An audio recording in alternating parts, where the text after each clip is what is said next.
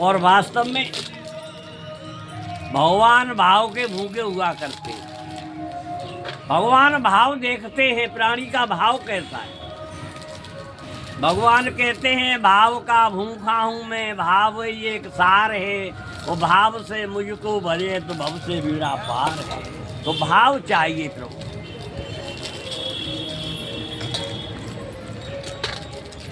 Formality नहीं चाहिए, खाना पूर्ति नहीं चाहिए, भाव चाहिए आपका। यह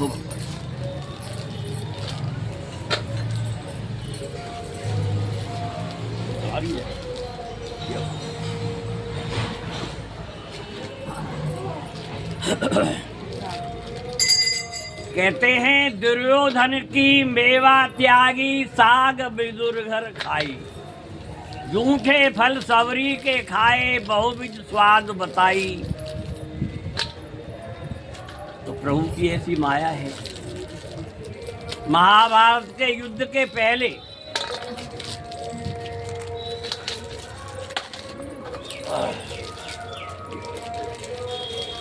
भगवान संधि का प्रस्ताव लेकर के दुर्योधन के पास गए।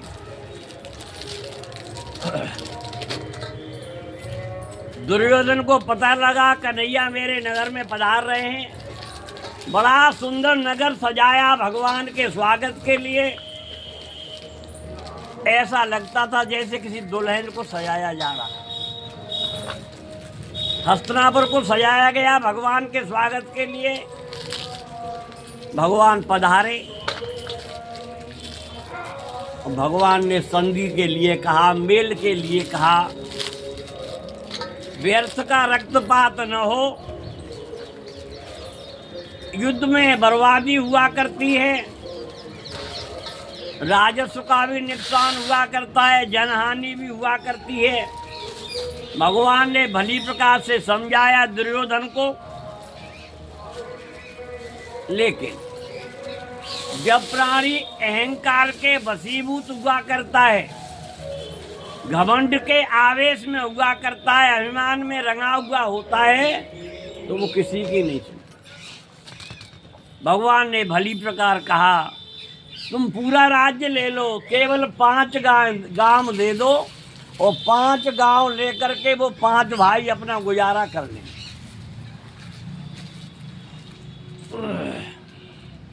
जैसा दुर्योधन था वैसी उसकी संगति थी, उसका साथ था, और जैसी संगत वैसी रंगत। संगत का विशेष प्रभाव हुआ करता है। पहले उसका मामा शकुनी, फिर कर्ण, दुशासन, उसके ऐसे सहयोगी थे उसे सद्मार्ग पर चलने के लिए तो बिल्कुल कहते ही न थे।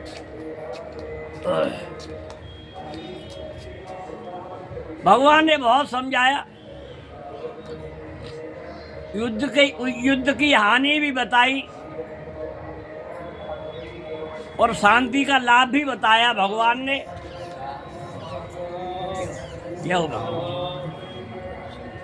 लेकिन दुर्योधन कहता है भगवान माधव केशव, मैं युद्ध के बिना एक सुई की नोक के बराबर भी भूमि न दूंगा। युद्ध करें वो जीत जाएं, सब ले जाएं, बगैर युद्ध के एक सुई की नोक के बराबर न दूंगा। भगवान ने बहुत समझाया। जब किसी प्रकार व्यवस्था न बनी, भगवान संधि का प्रस्ताव लेकर के गए थे, रक्तपात न हो, मेल हो जाए, शांति हो जाए, लेकिन बात न बनी। भगवान चल दिए। भगवान के स्वागत के लिए, सत्कार के लिए दुर्योधन ने 66 भोजन बनवाए थे। 56 प्रकार के भोजन बनवाए थे भगवान के भोजन के लिए। भगवान भोजन करेंगे। दुर्योधन ने कहा आप संधि का प्रस्ताव लेकर के आए थे, संधि नहीं हुई तो क्या हुआ, लेकिन आप भोजन तो करिएगा।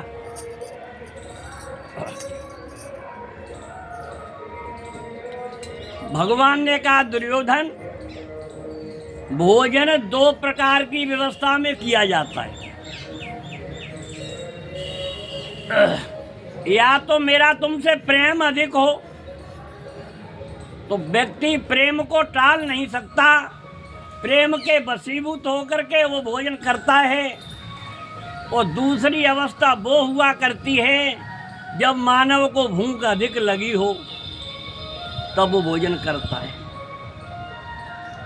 राजन, मुझे भूख तो लगी नहीं है इसलिए मैं भोजन नहीं करूँगा। और दूसरी बात, तुम्हारा मेरे प्रति प्रेम नहीं है, भाव नहीं है, इसलिए मैं भोजन न करूँगा। भगवान ने भोजन नहीं किए, चले आए। पास में विदुर की झोंपड़ी थी और भगवान को वास्तव में भूख लगी थी, लेकिन भाव नहीं था दुर्योधन का, इसीलिए भगवान ने भोजन नहीं किया। विदुरानी के घर आए, भगवान भूखे थे। उस समय विदुरानी नहा रही थी। जिस समय भगवान हस्तिनापुर के लिए गए थे, राजमार्ग के दोनों तरफ जनता जनार्दन प्रजा भगवान के दर्शन कर रही थी। उसी भीड़ में विदुरानी भी थी। विदुरानी ने भगवान के सुंदर स्वरूप के दर्शन किए और हाथ जोड़ करके ये कामना की अपने हृदय में कि ये प्रभु कभी मेरे घर पधारेंगे। भगवान घटघटवासी हैं। भगवान जान गए विदुरानी के प्रेम को, इसलिए दुर्योधन के सटल भोजन त्याग करके विदुरानी की कुंडी खटखटाई, काकी दरवाजा खोलो। बेचारे गरीब थे। कहते हैं नहीं दरिद्र सम दुख जग माही और संत मिलन सम सुख कछु नाही। दरिद्र कहते हैं गरीबी। संसार में गरीबी से बढ़कर कोई दुख नहीं है। और संतों से मिलन हो जाए, महान पुरुषों से समागम हो जाए, चर्चा हो जाए, उनके मुखारविंद से भगवान की लीला सुनने को मिल जाए, इससे बढ़कर के कोई आनंद नहीं है जीवन में।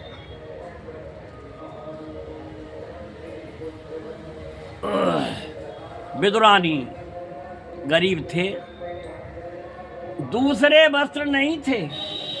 आधे वस्त्र को धो करके सुखाने के बाद आधे को पहन लिया करते थे, आधे को धो लिया करते थे। ऐसी स्थिति।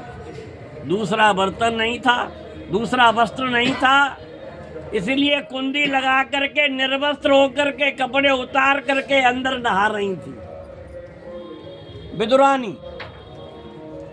भगवान कन्हैया ने कुंडी खटखटाई, कहा कि दरवाजा खोलो। भाव विभोर हो गई, इतनी तन्मय हो गई भगवान की वाणी सुन करके, उन्हें अपना होश न रहा। मेरी स्थिति क्या है, मैं किस दशा में हूँ। उठी और दरवाजा खोल दिया। उन्हें अपना भान न रहा कि मैं नग्न होकर के स्नान कर रही थी, मेरी अवस्था नग्न है। उन्हें बिल्कुल भान न रहा, क्योंकि प्रेम के वशीभूत थी। जब भगवान के प्रेमानंद में प्राणी हो जाया करता है तो उसे अपना भान नहीं रहता। जब ऐसी स्थिति हुई, किवाड़ खुले और भगवान ने सामने काकी को निर्वस्त्र देखा तो अपना पीताम्बर उठाया, भगवान ने काकी के ऊपर डाल दिया। तब काकी को बोध आया, अरे मैं निर्वस्त्र हूं। अंदर जाकर के कपड़े पहने और आई। अब घर में बैठाने के लिए कुछ नहीं था, एक पीड़ा पड़ा हुआ था। उठा लाई, कहा प्रभु आओ बैठो। भगवान बैठ गए। अब देखा भगवान के स्वागत में क्या खिलाया जाए। घर में कुछ था नहीं, केवल केले रखे हुए थे, कुछ भी नहीं था घर में, केले थे। उठा लाई, भगवान के सामने बैठ गई। भगवान के सुंदर स्वरूप को निहारा। नाम है श्री कृष्ण, बड़ा ही सुंदर आकर्षण है, बड़ा ही सुंदर अट्रैक्शन है, बड़ा सुंदर खिंचाव है भगवान की कन्हैया की मूर्ति में। मनोहर छवि है, जब आप देखते हैं तो ऐसा लगता है इन्हें ही देखते रहें। ऐसी भगवान की छवि है, मनोहर मूर्ति है। कवि कहते हैं मोहन मूरत सामरी सूरत नैना वने विसार। बड़ी सुंदर आकृति है भगवान की। काकी भूल गई भगवान के स्वरूप को देख करके और केला छीले और गूदा गिरावे और छिलका भगवान को गा दे। भगवान छिलका खाते हैं, प्रेम के वशीभूत। देखिएगा भगवान ने प्रेम की खातिर, भाव के खातिर छिलके खाए और दुर्योधन के सटरस भोजन न खाए। ये होती है प्रेम की पराकाष्ठा। सबरी भीलनी जात की थी, सबर जात की थी, इसीलिए उसका नाम सबरी पड़ा था। सबरी गोत्र था उसका। सबर गोत्र होने के नाते उसे सबरी कहा जाता है।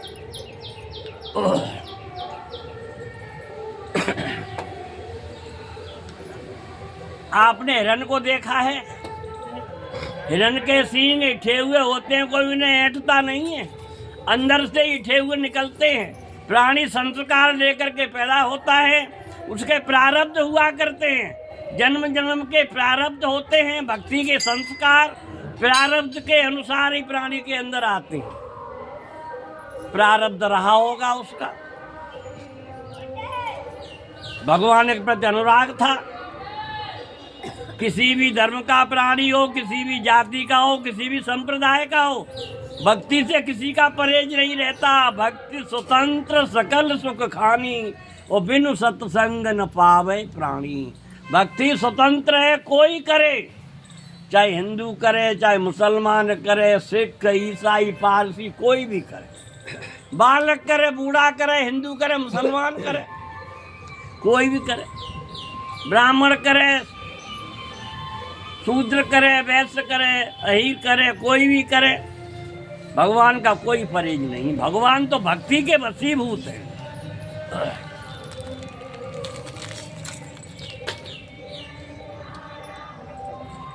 भक्ति के संस्कार थे सबरी में।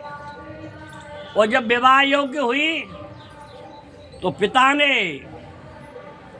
भोजन के लिए, जैसे लोग आते हैं, जैसा उन्हें भोजन पसंद हुआ करता है, अपनी सामर्थ्य के अनुसार प्राणी वैसी व्यवस्था किया करता है।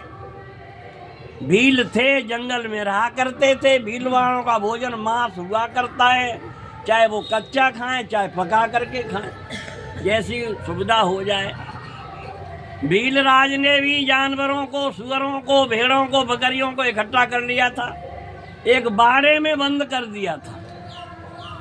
अधिक सारे लोग आएंगे, इसलिए व्यवस्था पहले की जाती है। हम आप भी आजकल शादी बारातों में करते हैं। सबरी ने अपने पिता से पूछा, पिताजी ये काय को जानवर इकट्ठे कर लिए? पिता ने कहा, पुत्री तुम्हारी शादी है, तुम्हारा विवाह है, लोग आएंगे, भोजन करेंगे, और भोजन, हम लोग जंगल के रहने वाले हैं, मांसाहारी हैं, इसलिए मांस पकाया जाएगा। उसने कहा, पिताजी मेरे एक विवाह के लिए इतने प्राणियों की हत्या की जाएगी? मेरे एक जीवन के आनंद के लिए? मानव का अंतर्मन जब तैयार होता है, अंतर्मन जब कचोटता है, आंतरिक चेतना जब जागती है प्राणी की, तब उसे बोध हुआ करता है। उसकी अंदर चेतना जागी और उसने कहा, पिताजी मेरे एक जीवन के लिए इतने प्राणियों की हत्या? पिता चुप रह गए। पुत्र ने सोचा, ठीक है पिताजी। रात्र को सब सो गए। जब सब सो गए, लेकिन सबरी को नींद न आई। अर्धरात्रि के समय जब सुनसान हो गया, उसने उस बाड़े का दरवाजा खोला और सब जानवरों को निकाल दिया, और खुद भी निकल गई। उन्हें हाँकते हुए घर न गई, वो भी जंगल चली गई। मैं रहूंगी तो फिर ऐसा होगा, फिर प्राणियों की हत्या होगी, इसलिए मैं न रहूं। वो भी जंगल को चली गई। जानवर जंगली जानवर थे, भाग गए इधर उधर। अब उसने सोचा मुझे क्या करना चाहिए। 2-4 दिन उसने जंगल में झाड़ियों में छिप कर के समय बिताया। जो कुछ प्राप्त हुआ जंगल में कंदमूल इत्यादि खा कर के समय बिताया। अब उसने सोचा अब मुझे कुछ करना तो चाहिए। मैं घर त्याग करके आई हूँ तो अपने जीवन में कुछ परिवर्तन तो करूँ। पास में ही मतंग ऋषि का आश्रम था। दिन में जंगल में लकड़ियाँ इकट्ठी करती और रात्र के समय चौथे पहर में गट्ठर बना करके आश्रम में डाला। महीनों हो गए सेवा करते हुए, आश्रम में ढेर लग गया, अंबार लग गया गट्ठरों का। मतंग ऋषि ने पूछा शिष्यों से, लकड़ी कहाँ से आती है, कौन सेवा करता है? शिष्यों ने कहा, गुरुदेव पता नहीं कौन रात में आता है, दिन में तो हम रहते हैं, रात में पता नहीं कौन सेवा करता है। गुरुदेव ने कहा, पता लगाओ कौन सेवा करता है। रात को पहरा दिया गया, शिष्यों ने पहरा लगाया और रात्रि के चौथे पहर में जब ब्रह्म मुहूर्त का समय होता है, साधना का समय होता है, उस समय शांति के माहौल में रोजाना की तरह चली आई सबरी, गट्ठर पटक दिया और चलने को हुई। निष्काम भाव की सेवा थी। एक होता है सकाम भाव, एक होता है निष्काम भाव। सकाम भाव हमारी कामना होती है, इच्छा होती है, हम ये काम करें तो हमें ये मिल जाएगा। इस काम के वशीभूत होकर के, इच्छा के वशीभूत होकर के सेवा की जाती है, वो सकाम सेवा होती है। निष्काम सेवा जब कोई हमें चाहत नहीं, हम तो अपने कार्य बस, हमारा धर्म है, हमें ऐसा करना चाहिए मानव के नाते, ऐसा सोच करके जो कार्य करता है, जिसे कोई कामना नहीं होती, कोई इच्छा नहीं होती, उसे कहते हैं निष्काम सेवा। कोई कामना तो थी नहीं, सेवा का भाव था। शिष्यों ने रोक लिया, बहन हमारे गुरुदेव बुला रहे। पहली बार तो घर से निकल करके आई थी, बड़ा संकोची स्वभाव था। एक तो बालिका, दूसरी विवाह अवस्था, थर थर कांपने लगी, पता नहीं अब क्या होगा। शिष्यों ने कहा, बहन हमारे गुरुदेव बड़े ही समझदार हैं, बड़े ही ज्ञानी हैं, शांत वृत्ति के हैं, तुम्हें घबराने की कोई जरूरत नहीं, आराम से चलो। सबरी गई डरते डरते। मतंग ऋषि उसे देख करके रो पड़े। विचार करिएगा, जैसे आम पर आम का फल पक जाया करता है तो तोता खुद आ जाता है, आम तोते के पास नहीं जाता। ऐसे ही संत भक्त को ढूंढते रहते हैं, प्रारब्ध हुआ करते हैं प्राणी के। रो पड़े मतंग ऋषि सबरी को देख करके, बेटी आज तक तू कहाँ रही, मैं तुझे बहुत ढूंढता था। सबरी ने पैर पकड़ लिए, गुरुदेव मैं तो एक जंगल की रहने वाली हूँ, कुछ जानती नहीं। शादी का समय हुआ, पिता ने जानवरों को इकट्ठा किया, मेरा भाव बन गया कि मुझे ऐसा नहीं करना, इसलिए घर छोड़ करके आ गई हूँ, अब आपकी शरण में हूँ। मतंग ऋषि ने कहा, पुत्री आश्रम में आराम से रहो और मैं तुम्हें ज्ञान देता हूँ, उपदेश देता हूँ। क्रियाकलाप करते हुए, आश्रम की सेवा करते हुए अपना जीवन बिताओ। मतंग ऋषि के आश्रम में रह करके सबरी ने बड़े श्रद्धा भाव से, बड़े विश्वास के साथ भजन इत्यादि साधना करते हुए अपना समय बिताया, आश्रम में सेवा करती। हम आप अपने घर को घर कहते हैं, वो संतों का घर नहीं होता, संतों का आश्रम हुआ करता है। आओ और श्रम करो, सब सेवा करें आकर के, सब श्रम करें आकर के, सबका सहयोग बने तब काम चलता है, इसीलिए उन्हें आश्रम कहा जाता है। सेवा करने लगी, धीरे धीरे समय चला, वर्षों हो गई, लेकिन उसका भाव न बदला। इधर मतंग ऋषि बूढ़े हो गए, समय आ गया, और जब समय उनका आ गया तो उन्होंने बुलाया, बेटी मेरा समय आ गया है, अब मैं चलने को हुआ। सबरी रो पड़ी, आप मेरे पिता के बराबर हैं, आपके संरक्षण में रह करके मैं यहाँ रह रही थी, भजन पूजा कर रही थी, अब आप चले जाएंगे तो मेरा क्या होगा, मेरा यहाँ कैसी व्यवस्था बनेगी। मतंग ऋषि ने कहा, पुत्री मैं तुझसे कहता हूँ तू आराम से यहाँ रह, भगवान का भजन कर, और एक दिन भगवान तुझको ढूंढते हुए आएंगे। मतंग ऋषि ने कहा, उनका शरीर छूट गया, समाधि लग गई। सबरी को विश्वास रहा और धीरे धीरे विश्वास के सहारे बुढ़ापा आ गया, दांत उखड़ने लगे, बाल सन की तरह श्वेत हो गए, लेकिन विश्वास नहीं डगमगाया। रोजाना झाड़ू लगाती, रास्ते में फूल बिछाती, मेरे भगवान आएंगे, मेरे प्रभु आएंगे, मेरे गुरुदेव आएंगे। जब पार्वती साधना करती थी, उनकी साधना सफल हुई।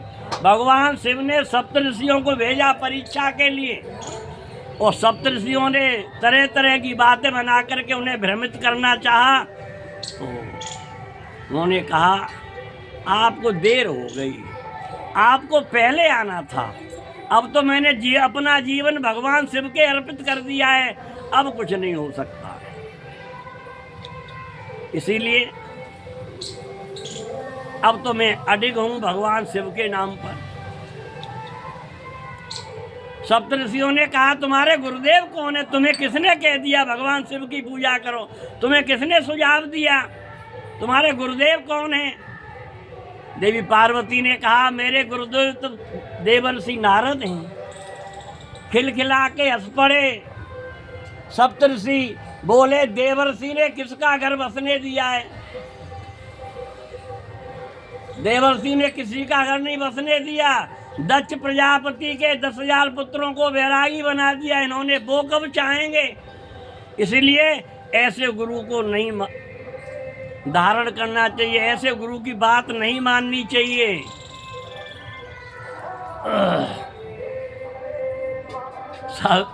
पार्वती ने कहा, ऋषिवर आप मेरे सामने मेरे गुरुदेव की निंदा न करें, और जहाँ गुरुदेव की निंदा होती है या तो विरोध करना चाहिए या वहाँ से उठ करके चला जाना चाहिए। इसीलिए चाहे मेरा घर बसे और चाहे उजड़ जाए, मैं गुरुदेव की वाणी से हट नहीं सकती। गुरु के बचन प्रतीत न जेही, और सपने सुलभ न शुभ गति तेही। जिसे गुरुदेव की वाणी पर भरोसा नहीं होता, उसे जीवन में कभी भी आराम नहीं मिलता, कभी भी शुभ गति उसकी नहीं होती। इसे गुरुदेव की वाणी पर भरोसा नहीं। नारद वचन में परिहर हूँ, मैं नारद के वचनों को छोड़ नहीं सकती, चाहे मेरा घर बने और चाहे उजड़ जाए। सप्तऋषि चले गए। ऐसा दृढ़ विश्वास सबरी में भी था। सबरी ने इंतजार किया, मेरे गुरुदेव कह गए हो, बूढ़ी हो गई, दांत उखड़ गए, जवान आई थी, काले भौरे जैसे घुंघराले बाल थे, श्वेत हो गए सन की तरह, लेकिन विश्वास नहीं डगमगाया। और एक दिन भगवान ढूंढते ढूंढते सबरी के पास आ गए। ये हुआ करता है भाव, ये होती है श्रद्धा, ये होता है विश्वास।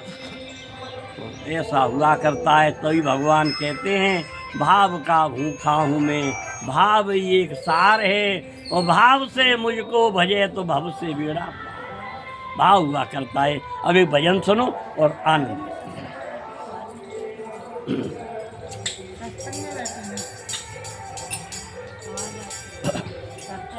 बहुत उठना पड़ता है।